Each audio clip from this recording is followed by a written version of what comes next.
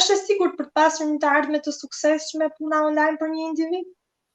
Mendoj që përgjigja duhet fokusohet një të shpjegohet puna online, sepse si përmarrëse që e promovoj këtë gjë, pra mundohem që gjithë të rinj, çfarë do lloj profesioni të kem, inkurajoj që të mësojnë sa më shumë skillsit e më dhunti, aftësi që pse jo të jenë digjitale, sepse kështu po vjen gjërat, avash çdo gjë po bëhet digjitale.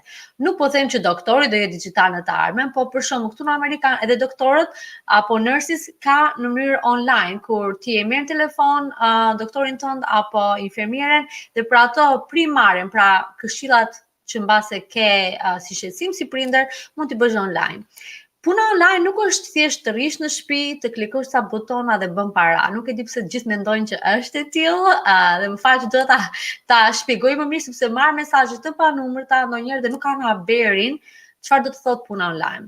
Puna online ka kategori shumë të ndryshme. Pra çdo gjë ti mjafton të kesh një kompjuter, çdo punë që ti mund ta bësh me kompjuter, kudo që të jesh, nuk ka rëndësi nëse je në Shqipëri, në SBA apo në Rusi, mjafton që ti të bësh një punë me kompjuter, ajo quhet zërsë punë online, sepse ti nuk është se je në një zyrë fizike.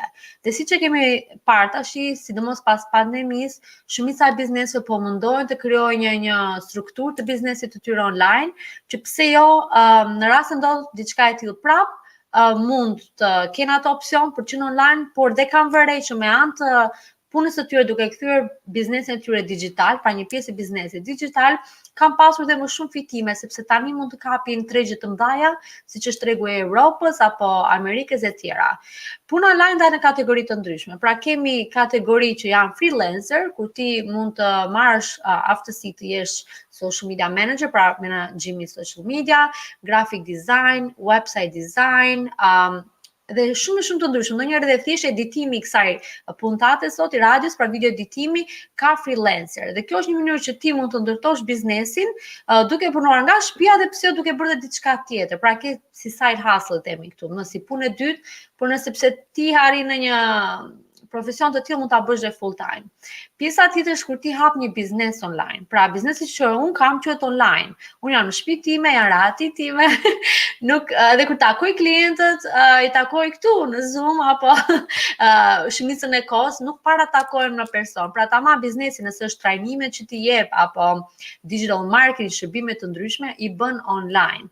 Pra nëse ti ke qenë ekspert në një pjesë të fushës së freelancer, shumë mirë mund të hapësh biznesin tënd dhe të pësosh njerëz të tjerë. Pra ta zgjerosh si biznes dhe të rritesh në tregje më të mëdha se ai i Shqipërisë apo Kosovës.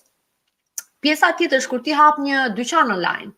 Pra çfarë do lloj veshje apo produkti ti mund të hapësh online. Dhe shumica i thonë që po në Shqipëri nuk blen vetëm nga Instagrami dhe nuk është e vërtetë. Nëse juve e bëni biznesin në një strategji të dur, që merr certifikatat e dura që ka nevojë, mund të hapni dhe butike online. Tani normalisht secili shtet ka tjetër rregulla, ka platforma që neve për shkakun kemi akses këtej nga SBA-ja dhe mbas në Shqipëri nuk kanë, por prap ndërtimi një biznesi online, pra ku ti fillon shitet online, është mënyra më e mirë që nuk është se do në një eksperiencë pa parë, sepse gjithë mësojmë.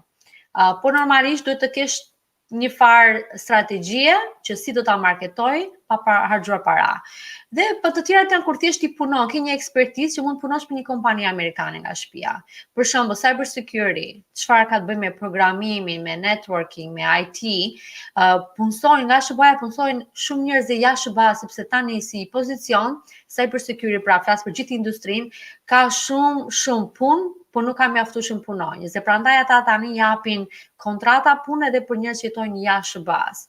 Dhe këto ishin vetëm maja icebergut, them unë. Po këto janë disa nga mënyra të ndryshme që njerëzit mund të mësojnë për të patur një lloj pune online.